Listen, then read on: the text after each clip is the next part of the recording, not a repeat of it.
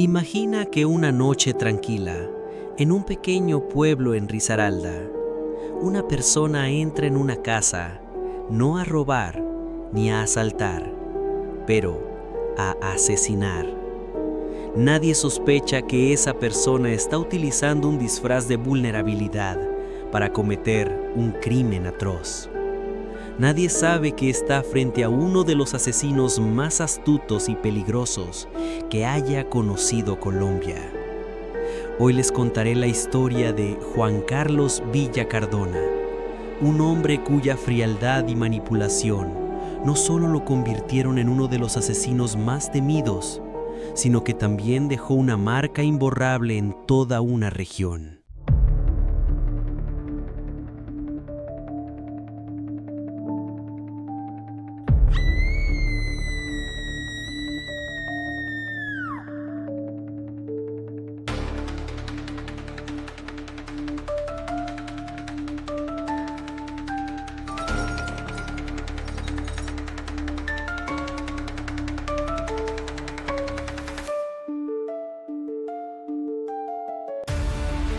Bienvenidos a Rastros del Pecado. Juan Carlos Villa Cardona nació en Pereira, Risaralda, en el año 1991. Criado en un entorno humilde, desde joven estuvo expuesto a dificultades económicas y familiares. Sus padres, cuyo contexto y detalles no se conocen completamente, fueron figuras ausentes en su vida. En su juventud, Juan Carlos no mostró indicios de un comportamiento particularmente problemático. Sin embargo, como sucedió con muchos otros casos de asesinos en serie, el contexto familiar y social parece haber jugado un papel crucial en su desarrollo. Aunque no existen registros completos sobre su educación formal, se sabe que no tenía una carrera universitaria ni especialización en algún campo específico. Sin embargo, su capacidad para manipular y engañar a sus víctimas sugiere que poseía una aguda inteligencia social, capaz de manipular a los más vulnerables sin levantar sospechas. Durante años se dedicó a labores informales, principalmente en el comercio y trabajos de menor calificación, lo que le permitió conocer distintas comunidades y establecerse en diferentes localidades de Risaralda. El primer indicio de comportamiento extraño se manifestó a principios de la década de 2010. A pesar de ser conocido por su actitud tranquila, las personas que lo conocían relataban que había algo inquietante en su forma de interactuar con los demás. En un entorno rural donde las personas son más abiertas y confiadas, Juan Carlos empezó a ser identificado como alguien muy persuasivo. Utilizaba tácticas emocionales para ganarse la simpatía de quienes lo rodeaban, algo que más tarde resultaría en su modus operandi criminal. Su necesidad de obtener lo que quería, sin importar el costo moral, se comenzó a manifestar de manera más evidente cuando se lo vinculó por primera vez con crímenes violentos en 2012. Durante este período, Villa Cardona ya había comenzado a desarrollar una fachada para acercarse a sus víctimas, utilizando una manipulación psicológica extrema. El modus operandi de Juan Carlos Villa Cardona fue tan astuto como escalofriante. Durante años se hizo pasar por una persona sordomuda. En cada uno de sus crímenes utilizaba una hoja escrita que decía lo siguiente: «Señoras y señores, soy sordomudo debido a un derrame que me dio siendo muy niño. Estoy por aquí pidiendo una libra de arroz o una panela para alimentar a mi madre que sufre cáncer de piel». Este engaño le permitió acercarse con facilidad a personas de la tercera edad, particularmente a aquellos que vivían en zonas rurales más aisladas, donde la desconfianza hacia los extraños es menor.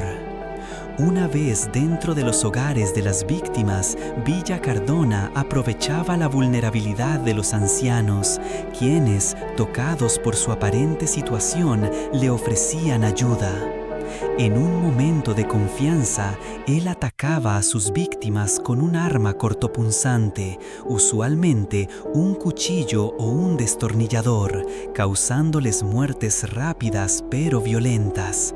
Tras el asesinato, Villa Cardona se encargaba de robar objetos de valor, principalmente dinero, joyas o pertenencias que pudiera fácilmente vender en el mercado negro. Entre las víctimas confirmadas por la policía y las autoridades se encuentran 11 personas. La mayoría eran adultos mayores que vivían en solitario o con escasa compañía.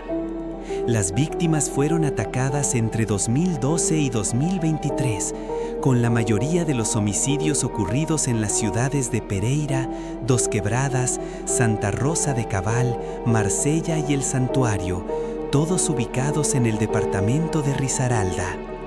Los asesinatos seguían el mismo patrón: engaño inicial.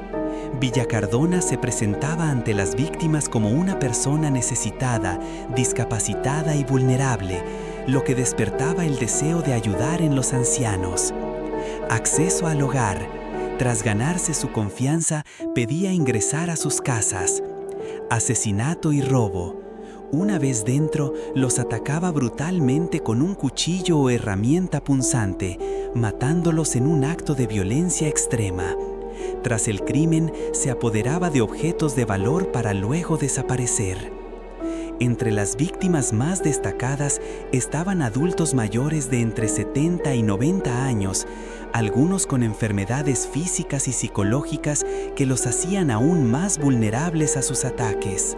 El caso de Villa Cardona fue difícil de resolver debido a su frialdad y su capacidad para eludir a la policía durante años. Sin embargo, su caída comenzó a gestarse cuando una de las víctimas logró sobrevivir a su ataque y dio detalles importantes a la policía. En 2023, tras una serie de investigaciones y el rastreo de los patrones de los crímenes, se logró identificarlo. Juan Carlos Villa Cardona fue arrestado y tras varias semanas de juicio, el 20 de marzo de 2024, un juez lo condenó a 45 años y 5 meses de prisión por los crímenes cometidos, que incluyen homicidio agravado y tortura. Hoy, Villa Cardona cumple su condena en la cárcel de La Dorada, en Caldas, donde, en una entrevista reciente, expresó no sentir ningún remordimiento por sus crímenes. Atribuyó su captura a una traición de sus hermanos, quienes, según él, lo entregaron a la policía por una recompensa económica. Les presento el siguiente audio de Juan Carlos Villa Cardona. En compañía que andaban conmigo, que me cagüeteaban, eran mis hermanos. Sí, nadie sabía que yo era sordomudo, nadie. Hasta que ellos se entregaron y decidieron traicionarme. Entonces, no estoy de acuerdo. Yo estoy de acuerdo en confesar todo, como la familia y como las otras. Sí, yo lo confieso. Lo que a mí me dieron y no me puedo meter en la queja es que ellos se escudan que son las víctimas y que yo soy el monstruo. No, señor. Son más monstruos ellos, que son más flojos y buscan la protección mía para hacer las cosas, porque solo no eran capaces. No eran capaces, o yo. Entonces, ahí donde yo digo, nadie es perfecto. Así me conseguía la vida y así los destruía. Y no me arrepiento. No. ¿Sabe qué me arrepiento yo? De haberme confiado en mis hermanos. Nada más. Y como vuelvo y le digo, así cuando llegué a la vela La Paloma, yo ya había investigado todo eso, porque yo me distingo todo eso. Como le digo, llegué, ejecuté el plan y los de sin piedad. Pero él también tuvo que ver, ¿en qué? En participar en el ojo de sangre. Y él también se gastó la plata, igual a mí.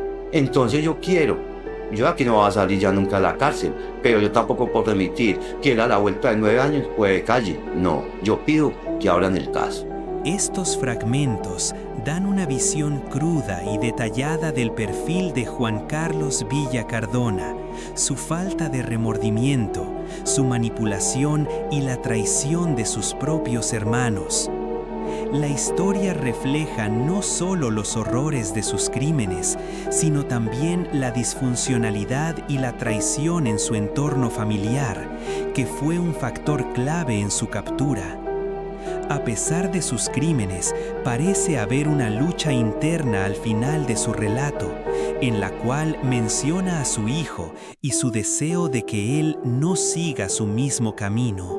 José Mauricio Villa Cardona, uno de sus hermanos, fue quien proporcionó la información crucial que llevó a la policía a su paradero. En la entrevista, Villa Cardona expresó un profundo resentimiento hacia sus hermanos. Los acusó de ser igualmente culpables de los crímenes y de traicionarlo para obtener dinero. En sus propias palabras, «Son más monstruos ellos que yo. Ellos también son culpables porque fueron ellos los que me entregaron». A pesar de su condena, Villa Cardona mostró en sus declaraciones una falta total de remordimiento por lo que había hecho. No se arrepentía de los asesinatos y culpaba a sus hermanos por su caída. Para él, la traición de su familia fue mucho más dolorosa que el castigo que recibía por sus crímenes. El caso de Juan Carlos Villa Cardona es un claro ejemplo de cómo el mal puede manifestarse en individuos que, a simple vista, parecen ser parte de la sociedad. Este hombre, con su astucia y manipulación, pudo engañar a quienes menos sospechaban y cometer crímenes atroces que marcaron a toda una comunidad.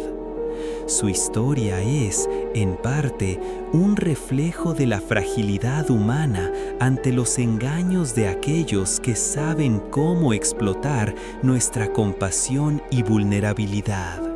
Este caso nos invita a reflexionar sobre varios temas. Primero, la importancia de la confianza y cómo en ocasiones podemos ser vulnerables a las personas que nos rodean. La manipulación psicológica que utilizó Villa Cardona no solo muestra su habilidad para engañar, sino también la fragilidad de la percepción humana. Segundo, la relación entre el entorno familiar y el comportamiento criminal. A pesar de que sus hermanos también estuvieron involucrados, el caso de Villa Cardona resalta cómo la falta de un entorno de apoyo puede contribuir al desarrollo de conductas delictivas. Finalmente, debemos preguntarnos, ¿qué nos dice este caso sobre nuestra capacidad de empatizar y confiar? En un mundo donde la desconfianza está en aumento, este caso nos recuerda que debemos ser cuidadosos al ofrecer nuestra confianza, pero también nos obliga a reflexionar sobre cómo podemos protegernos a nosotros mismos y a los más vulnerables de aquellos que buscan aprovecharse de la bondad humana.